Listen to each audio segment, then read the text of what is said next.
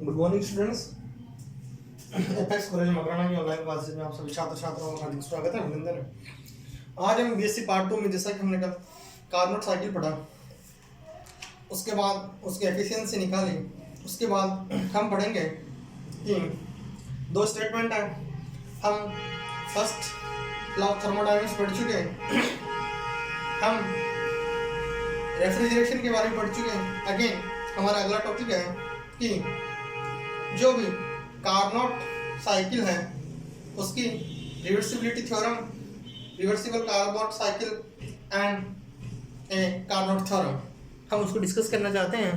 तो सबसे पहले कि व्यापक रूप में दो निर्धारित तापों के बीच एक स्टेटमेंट है, इसको कार्नोट थ्योरम भी कहते हैं।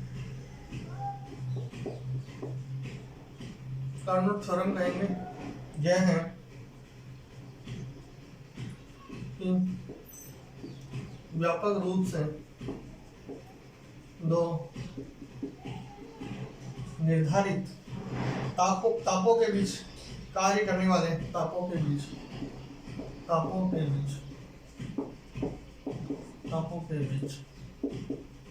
कार्य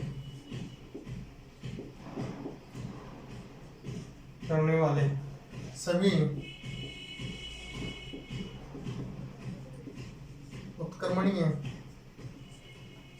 उत्क्रमणीय इंजनों की दक्षता समान होती है।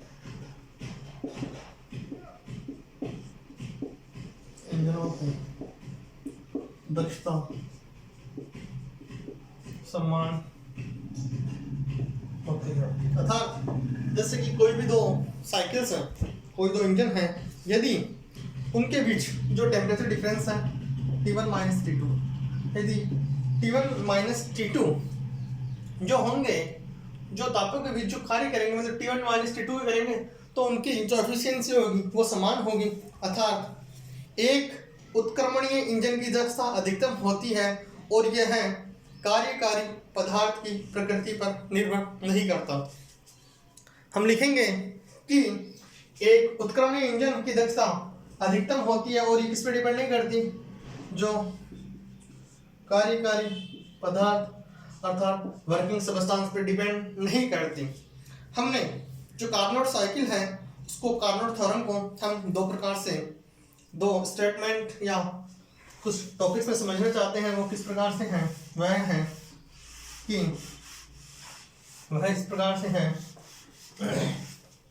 कि यदि दो टेम्परेचर सोर्सेस हैं, एक T1 है, एक दूसरा T2 है। यह T1 टेम्परेचर सोर्स है और इधर सपोज कीजिए कि R is here and this is, ठीक है। यदि इनसे क्या होगा, यदि इनमें जो वर्किंग है वो इस प्रकार से हो रही है, तो जो ये T2 सोर्स है वहां से किस प्रकार होगा, रिवर्सिबल का मतलब है एक तरफ से इस तरफ हो रहा है, ठीक है। इसका मतलब यही है कि यदि जो T1 टेम्परेचर है यह Q डैश है, तो ये क्या हो जाएगा, इधर देखिए आप, इधर मैं मान रहा हूं कि T1 T2 से हीट जा रही है, T2 से हीट जा रही है, तो क्या होगी, Q W माइनस W। जो T2 से हीट जा रही है उसका कुछ part as a work done होगा, तो ये क्या होगा, Q माइनस W। क्योंकि कुछ पार्ट इसका Q इधर जा रहा है, क्या जा रहा है, इधर, ठीक है। यदि इसमें से वापस गया यहाँ से T1, क्या बचा, Q1 डैश, इधर क्या बचा, W, तो ये क्या बचेगा, Q1 डैश माइनस W। अर्थात किन्हीं दिए गए दो तापों के बीच कार्य कर रहे किसी भी उष्मा इंजन की दक्षता दो जो टेम्परेचर डिफरेंस है उनसे इंजन की दक्षता से अधिक नहीं हो सकती। अर्थात उत्क्रमणीय कार्नोट साइकिल की एफिशिएंसी क्या होती है, अधिकतम होती है। अर्थात रिवर्सिबल कार्नोट साइकिल की एफिशिएंसी क्या होती है, मैक्सिमम, ठीक है। दूसरा पॉइंट है कि जो टेम्परेचर दे रखे हैं वह कार्यकारी जो हमारा वर्किंग सब्सटेंस में कुछ भी हो उस पर डिपेंड नहीं करता है, और तीसरा पॉइंट है कि कार्नोट के हम जो फर्स्ट हमने पढ़ा कि जो रिवर्सिबल है उसके लिए हमें हमेशा ध्यान रखना है कि T1 is greater than T2। Reversible जब जो रिवर्सिबल नहीं होगी, जो पहले वाला था उसमें क्या था, इधर से हीट आ रही थी, इसमें क्या हो रहा है T2 से कुछ हीट निकली Q, कितनी हीट निकली Q, Q का कुछ पार्ट कहाँ चला गया, Q का कुछ पार्ट W में कन्वर्ट हो गया, तो यहाँ से कितनी हीट वापस आई, Q dash I, Q dash I, इसका कुछ पार्ट वर्क डन में चला गया, ये बची Q1 डैश माइनस Q। यह हो गया आपके रिवर्सिबल कार्नोट साइकिल। और यदि हम रिवर्सिबल कार्नोट साइकिल की एफिशिएंसी निकालना चाहें तो उसकी एफिशिएंसी क्या होगी, reversible efficiency of reversible Carnot cycle हम निकालेंगे efficiency of reversible Carnot cycle, efficiency of reversible Carnot cycle, efficiency of reversible Carnot cycle, efficiency of reversible Carnot cycle अर्थात eta of reversible Carnot cycle, ये क्या होगी, जो engine द्वारा किया गया उपयोगी कार्य क्या होगा, इंजन द्वारा किया गया उपयोगी कार्य अपॉन इंजन द्वारा ग्रहण की गई ऊष्मा, इंजन द्वारा ग्रहण की गई ऊष्मा। ठीक है, इंजन द्वारा वर्क डन कितना किया गया, ईटा आर कितना होगा, W बाई Q। ठीक है, और यदि हम इरिवर्सिबल में क्या आया था, वहां से क्या आया था Q1 डैश, तो ईटा इरिवर्सिबल क्या होगा, वह होगा W बाई Q डैश। और हमें पता है W by Q dash is always greater than W by Q। या हम यह भी कह सकते हैं कि जो Q डैश है, Q डैश क्या है, जो हीट सोर्स से हमने निकाली है, Q dash is greater than Q। यह क्या है, पॉजिटिव, क्या है, पॉजिटिव राशि है। कैसी राशि है, यदि यह एक पॉजिटिव राशि है तो इस प्रकार हम कह सकते हैं कि जो रिवर्सिबल कार्नोट साइकिल है उसकी एफिशिएंसी इस प्रकार से निकाल सकते हैं हम। दूसरा अगला टॉपिक है second law of thermodynamics. Second law of thermodynamics में दो स्टेटमेंट है, एक क्लोसियस स्टेटमेंट, हम पहले पढ़ेंगे क्लोसियस स्टेटमेंट, वह किस प्रकार है उसका अध्ययन करते हैं हम। सबसे पहले सेकंड लॉ ऑफ थर्मोडायनेमिक्स है, जो हमने फर्स्ट लॉ पढ़ा कि V del Q equal to क्या होता है, डेल U प्लस W। हम दो स्टेटमेंट पढ़ेंगे, पहला है प्लांक केल्विन स्टेटमेंट। कौन सा, प्लांक केल्विन स्टेटमेंट अर्थात प्लांक केल्विन का स्टेटमेंट। उन्होंने कहा कि ऐसा कोई भी इंजन बनाना संभव नहीं है जो कि चक्रीय प्रोसेस अर्थात साइक्लिक प्रोसेस में कार्य करने वाले केवल एक स्रोत से ऊष्मा प्राप्त करके उसे पूर्णतः कार्य में परिवर्तित कर सके तथा कार्यकारी पदार्थ है वह क्या हो, अप्रभावित रहे। अर्थात ऐसा कोई भी हीट इंजन बनाना संभव नहीं है जिससे हम केवल जो एक हीट सोर्स पहले क्या ले लेते हैं, एक सोर्स और दूसरा सिंक। इसमें लिखा है कि एक हीट सोर्स ले और जो हीट सोर्स से एनर्जी निकले, जो हीट सोर्स से एनर्जी निकले, ऊष्मा निकले, उस पूरी को वर्क डन में कन्वर्ट कर दे। ऐसा संभव नहीं है। दूसरा स्टेटमेंट है, उसका मतलब है कि जो हमने संभव प्रक्रिया पढ़ी, पहले वह जानेंगे जब पता चलेगा कि असंभव क्या है। हम पहले पढ़ेंगे संभव प्रक्रिया कैसी है। जो संभव प्रक्रिया कैसी हो सकती है कि यह T1 केल्विन पर कोई सोर्स है, इससे कुछ वर्क डन आएगा, इससे ये वर्क डन निकलेगा, यह इस प्रकार Q2 या T2 टेम्परेचर है। हमें पता है ये प्रक्रिया क्या संभव है, लेकिन इससे क्या होगा, यहाँ से कुछ हीट आएगी, हीट से कुछ वर्क डन होगा, बाकी कहाँ चली जाएगी, सिंक में। लेकिन ऐसा कभी संभव नहीं है कि यह T1 केल्विन का कोई सोर्स हो, इससे कुछ एनर्जी क्यों निकले और यह पूरी वर्क डन में कन्वर्ट हो जाए। ठीक है, इसमें सिंक का कोई यूज नहीं किया गया है, सिंक का कोई यूज नहीं किया, यह एक असंभव है।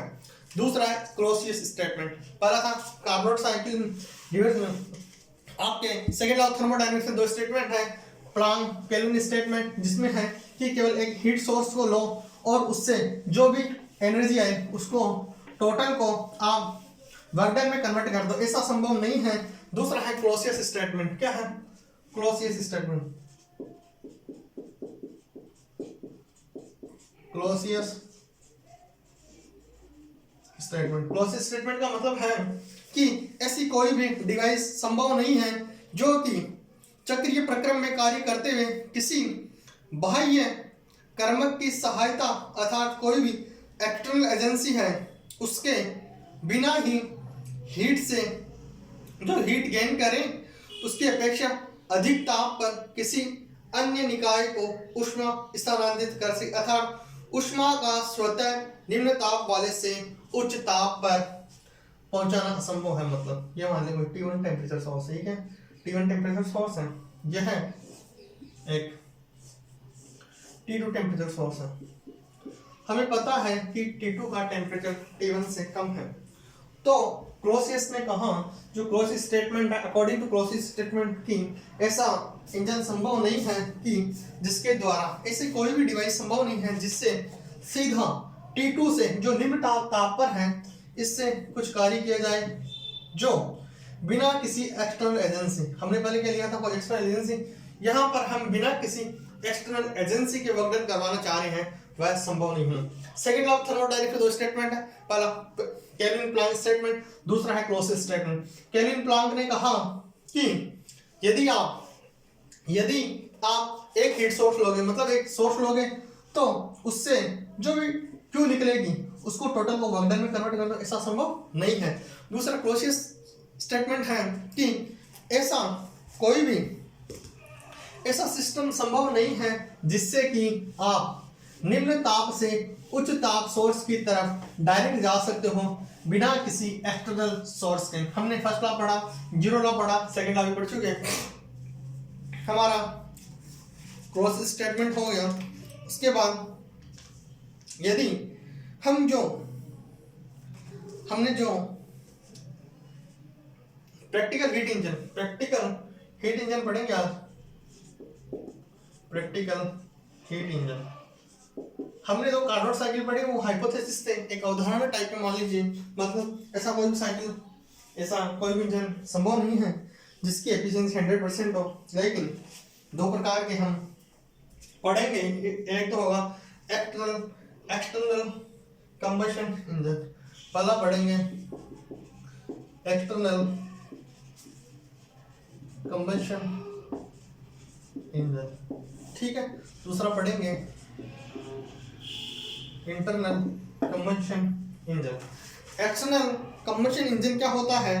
वह है जिनमें बाह्य इंजन में जल का कार्यकारी रूप में प्रयोग किया जाता है, जिसमें जल को एक्सटर्नल एज ए फ्यूल या वर्किंग सब्सटेंस रूप में काम में जाता है। इसमें अलग अलग प्रकार से किया जा सकता है। सबसे पहला है भाप इंजन, मतलब स्टीम इंजन। सबसे पहला कौन सा? Steam engine. इसका एग्जांपल कौन सा है? Steam engine. कौन सा? स्टीम इंजन, भाप का इंजन। दूसरा एक होता है इंटरनल कंबशन, जैसे कि हम वायु या पेट्रोल, वायु या जो हमारा गाड़ी का इंजन है वह कैसा है? वायु या पेट्रोल है, उसको हम एक मिश्रण के रूप में लेते हैं। किसमें? मिश्रण के रूप में। यदि हम उनको मिश्रण के रूप में लिए तो दो प्रकार के साइकिल होते हैं, एक ऑटो साइकिल, दूसरा डीजल साइकिल। आपको इतना सा ध्यान रखना है कि एक ऑटो साइकिल और दूसरा डीजल साइकिल। जो स्टीम इंजन है, स्टीम इंजन के तीन पार्ट होते हैं, एक बॉयलर होता है, एक पिस्टन होता है, दूसरा सिंक होता है। कौन कौन से? Boiler, sink and cylinder. हम उसकी वर्किंग स्ट्रक्चर पढ़ेंगे स्टीम इंजन की। क्या? स्टीम इंजन की, ठीक है। यदि हम स्टीम इंजन में तीन पार्ट बताए मैंने। बॉयलर सबसे पहला कौन सा है? बॉयलर, इसको हिंदी में भी बॉयलर कहेंगे। दूसरा आपका होगा piston, piston cylinder, cylindrical piston कह सकते हैं। तीसरा कौन सा होगा, यह है सिंक, कौन सा, सिंक, ठीक है।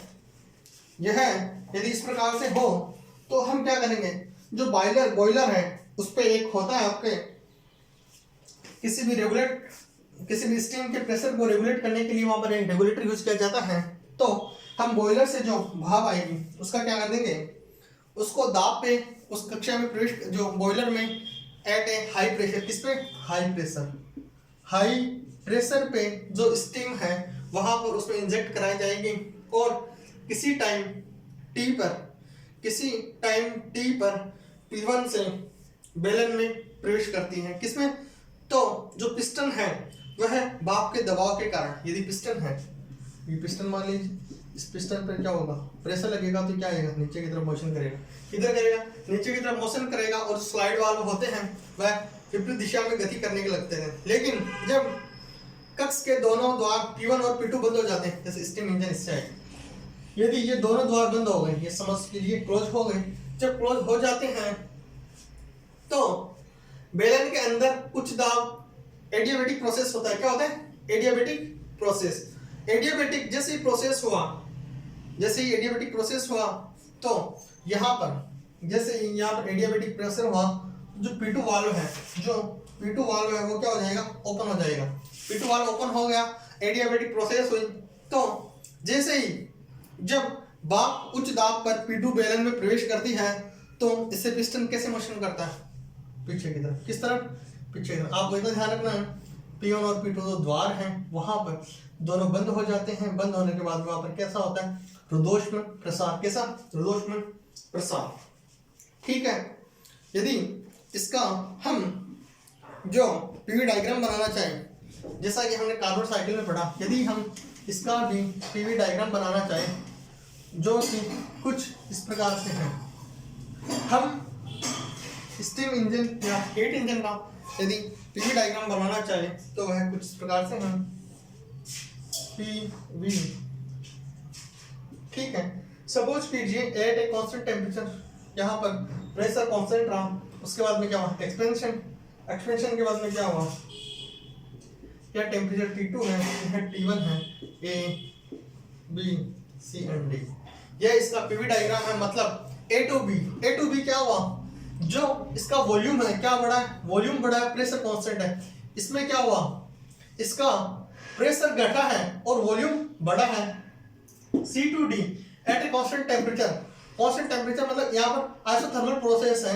C to D क्या, यदि C to D ले हम, C to D ले तो यहाँ पर प्रेशर क्या है, कांस्टेंट है, क्या है, प्रेशर कांस्टेंट है।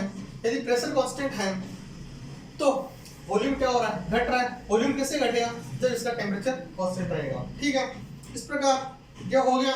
अगला टॉपिक है हमारा auto cycle and diesel cycle. जैसा कि हम जानते हैं कि हमारे जो बाइक्स है, हम कहते हैं कि 4 cylinder stock, 2 cylinder stock. Cylinder का मतलब है जब उसकी क्रैंक है, यह किसी भी कंबशन इंजन में कोई क्रैंक है, यदि वह अपना रोटेशन एक साइकिल में पूरा कर ले, वो क्या, हाफ सिलेंडर, 2 सिलेंडर नहीं, हाफ साइकिल में पूरा कर ले मतलब कौन सा है, 2 सिलेंडर। यदि अपना क्रैंक पूरा रोटेशन पूरा 1 साइकिल में कंप्लीट करें मतलब वो कौन सा है, 4 सिलेंडर स्टॉक। इसमें भी होते हैं कि इस स्टॉक में जो कार्बोरेटर होता है उसमें 90% क्या होती है, एयर, क्या 90% एयर होती है और 2% क्या होती है, जो भी हमारा पेट्रोल है वह होता है, और वह इस प्रकार कार्य करता है। हम अगली क्लास में इसके completion stock, working stock and exhaust stock के बारे में पढ़ेंगे। अगेन मैं आप सभी स्टूडेंट्स का एपेक्स कॉलेज मकराना परिवार की तरफ से बहुत बहुत आभार ज्ञापित करता हूँ। Again thank you so much.